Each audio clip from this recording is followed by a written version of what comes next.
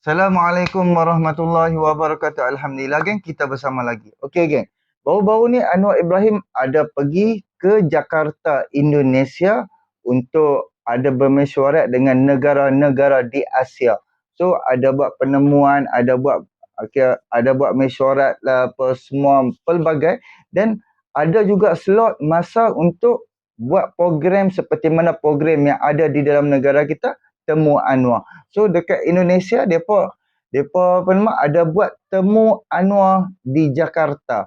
So adalah di antara soalan-soalan yang ditanya kepada Datuk Seri Anwar Ibrahim, ada aku akan bawa satu video yang soalan ni seorang anak ni dia pun tanya soalan yang macam dia kata, dulu ayah saya pernah dikuliahkan oleh Datuk Seri Anwar Ibrahim di Malaysia. So aku pun rasa bangga sangat. So aku nak berkongsi dengan hampa semua dan kita tengok apakah jawapan Datuk Seri Anwar Ibrahim. Aku sangat-sangat best lah.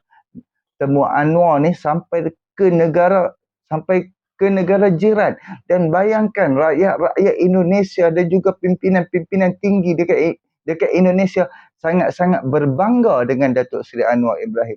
Tapi sayang, rakyat Malaysia ni Allah Rabbi, pelbagai fitnah-fitnah busuk yang dibuat oleh puak-puak perikatan ni sangat-sangat teruk, disebabkan Anwar Ibrahim tidak menguntungkan hadiah wang, tidak menguntungkan parti PAS dan tidak menguntungkan pimpinan-pimpinan di dalam Perikatan Nasional. Walaupun Anwar Ibrahim dah bagi macam-macam kepada rakyat, tapi puak-puak yang taksub kepada puak PAS ni, PN ni, mereka abaikan, mereka buat macam. Lepas tu mereka tanya, apa yang Anwar Ibrahim dah buat ni 8-9 bulan ni, apa yang Anwar dah buat? Nampak sangat buta hati, buta mata, tak ambil tahu. Bila hang tak ambil tahu, jadi hang tak tahu. Jom sama-sama kita dengar soalan yang ditanya kepada Bapa Anwar. Jom sama-sama kita dengar. Terima kasih sebanyak-banyaknya kepada Bapak Anwar Ibrahim, karena dulu ayah saya pernah dikuliahkan oleh Bapak. Wow. Ayah saya ada di sana. Ada ayahnya?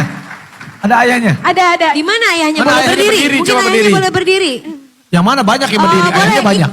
Oh, yang pakai topi. Yang pakai topi, iya, Masya Allah. Nah, saat ini ayah saya membina salah satu kampung kumuh di tengah kota metropolitan Jakarta setelah pulang kuliah dari Malaysia. Karena ayah saya sangat peduli dengan kaum duafa dan pendidikan di Indonesia. Saya bangga dengan apa yang orang tua saya lakukan. Nah, sebenarnya apa harapan Pak Anwar Ibrahim dari pemuda Indonesia yang dulu pernah Bapak berikan beasiswa kuliah di Malaysia? Kedua, sebenarnya pemuda yang seperti apa yang dibutuhkan negara dan bisa memajukan sebuah negara menurut Datuk? Terima kasih. Wassalamualaikum warahmatullahi wabarakatuh. Terima kasih pertanyaannya. Waalaikumsalam warahmatullahi wabarakatuh. Silakan Pak. Izin Pak Anwar, ada 2 pertanyaannya tadi. Ya, terima kasih. Salam Bapak. Salam buat Bapak. Dan terima kasih. Kalau orang tua, seorang guru atau pendidik, cerita yang paling membahagiakan ialah bila ada pelajarnya atau muridnya itu berjaya. Itu hadiah terbesar. Bukan gelaran Datuk Serinya atau jawatan menterinya. Ya, tapi ada anak-anak didik yang lahir dan sebaiknya lebih pintar dari gurunya. Tapi jawaban kalau soal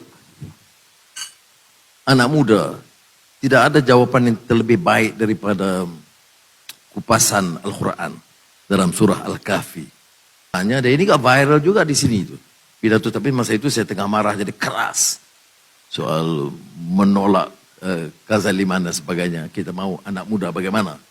Itu Allah bertanya, memaklumkan dalam Al-Quran, nahnu nakhussu 'alaika naba'ahum bil haq. Akan aku ceritakan kisah yang sebenar.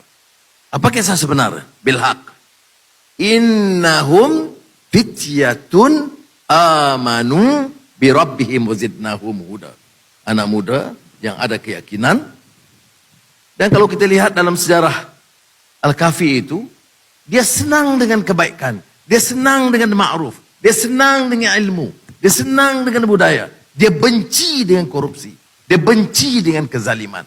Dia benci dengan kebobrokan dalam masyarakat. Itu contoh anak muda. Ya.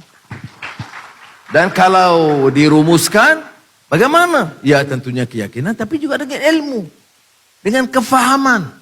Saya saya ini kan dalam dunia politik. Tetapi, walaupun bidang jurusan saya itu berbeda sekarang, tapi saya tidak pernah terlepas dalam setiap acara, setiap majelis, setiap penerangan, menekankan kepada anak-anak muda, mesti memanfaatkan waktu untuk menimba ilmu. Sama ada dalam bidang pengkhususannya, digital teknologi, ataupun pertanian modern, apa saja bidang. Tapi jangan tinggal tradisi ilmu, kerana that intellectual tradition, tradisi akliyah, tradisi yang bersumberkan kepada akal, yang menentukan sama ada kita boleh angkat tamadun ataupun kita kekal dalam keadaan yang lesu. Terima kasih. Okey, geng. Cuba hampa tengok kan. Setiap ucapan-ucapan Anwar ni, dia menceritakan untuk tanggungjawab setiap seorang, tanggungjawab setiap keluarga ataupun satu masyarakat. Faham tak? Tanggungjawab sebagai seorang pemimpin, dan dia banyak tegaskan kepada ilmu. Anwar Ibrahim tu lah, bila aku dengar, walaupun dia duduk di dalam penjara, Doktor isteri dia, Dr. Wan Azizah selalu pi tukar buku, pi hantar buku kan, dia dapat pinjam buku dekat library, pi hantar dekat Datuk Seri Anwar Ibrahim. Dan Datuk Seri Anwar Ibrahim pun dia macam dia ada cerita, dia duduk di dalam penjara, ada buku-buku tu dia khatam sampai 2-3 kali untuk apa, dia nak faham isi buku tu, ilmu tu. Dan dengan Al-Quran, dengan hadis, dengan segalanya, pada aku, alhamdulillah, Allah penjarakan Datuk Seri Anwar Ibrahim ni untuk dia ada masa untuk mendalami ilmu. Kan? Sebab kita ni, contoh macam kalau hampa tanya aku kan, kita dah nak membaca buku ni sangat-sangat mustahil lah. Memang payah lah. Kita dah nak ubah diri kita supaya hari-hari ni kita membaca buku. Oh, aku pun lama dah last aku baca buku yang tebal. Itu pun Dr. Azizah Osman. Jadi, bila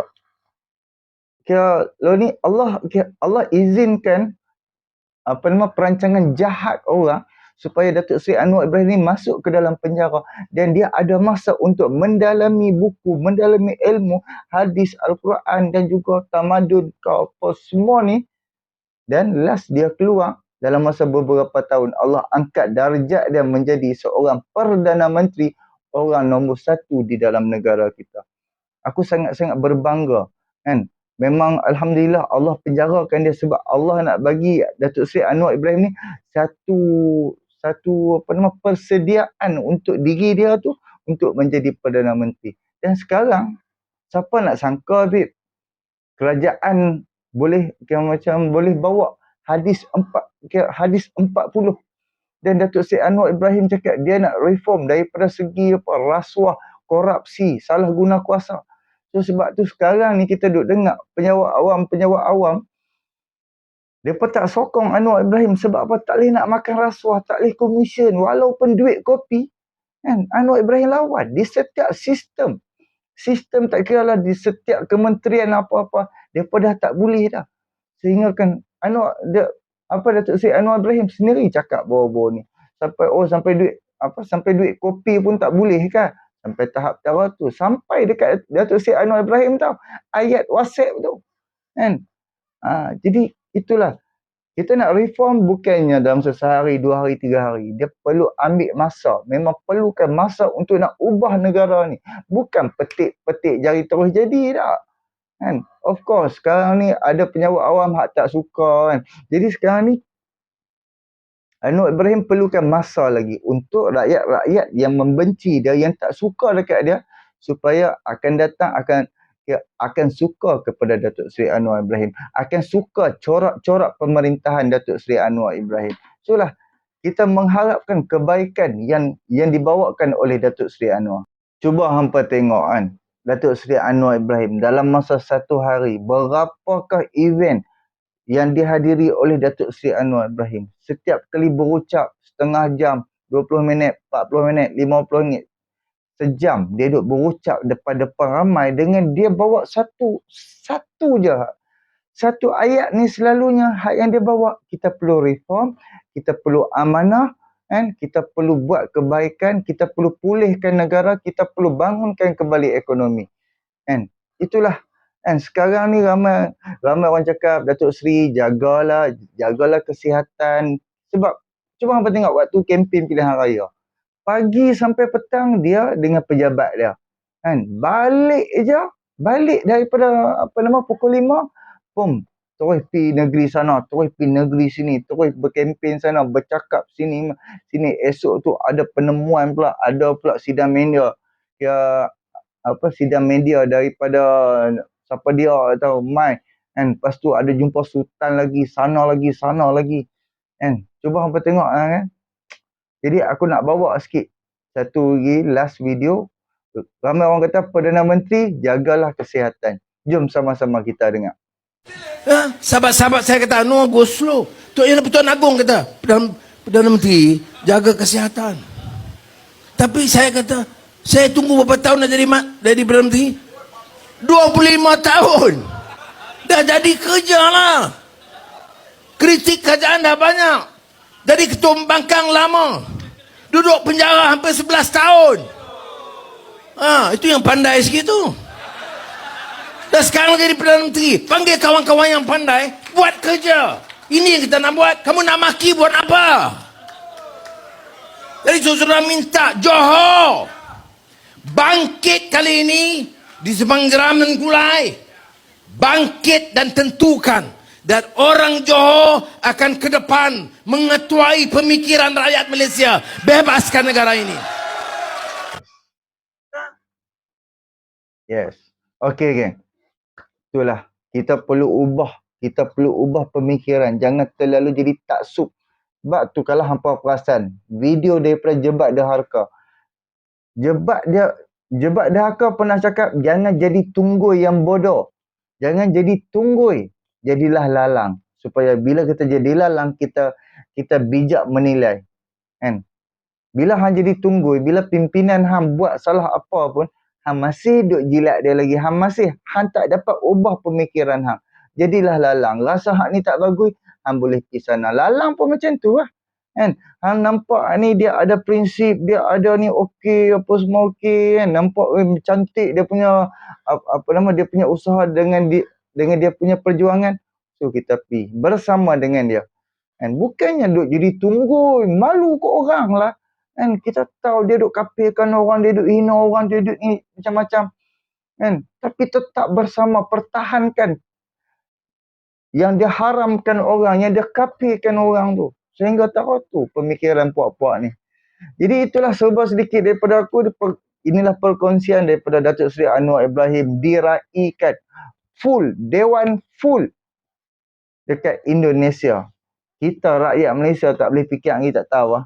Kan? Macam-macam fitnah yang dibuat kepada Datuk Seri Anwar Ibrahim. Fitnah ni Allah saja yang tahu. Every day, every time. Dan setiap masa orang duk post video soal fitnah. Fitnah. Kita tak tahulah dekat akhirat nanti tara mana dia punya merangkak tu. Nak pergi cari Anwar Ibrahim. Cuba hampa tengok tara mana depa duk hentam Anwar Ibrahim. Anwar Ibrahim jawab ke tak? Sangat jarang Datuk Seri Anwar Ibrahim duk nak jawab. Melainkan bila kawan tu hentam yang benda perbuatan ataupun sebutan ataupun perkara-perkara hak yang pedih, barulah Datuk Seri Anwar Ibrahim jawab. Okey, terima kasih banyak. Boleh subscribe, like, komen dan share. Entah kat mak ampak tuan. Assalamualaikum.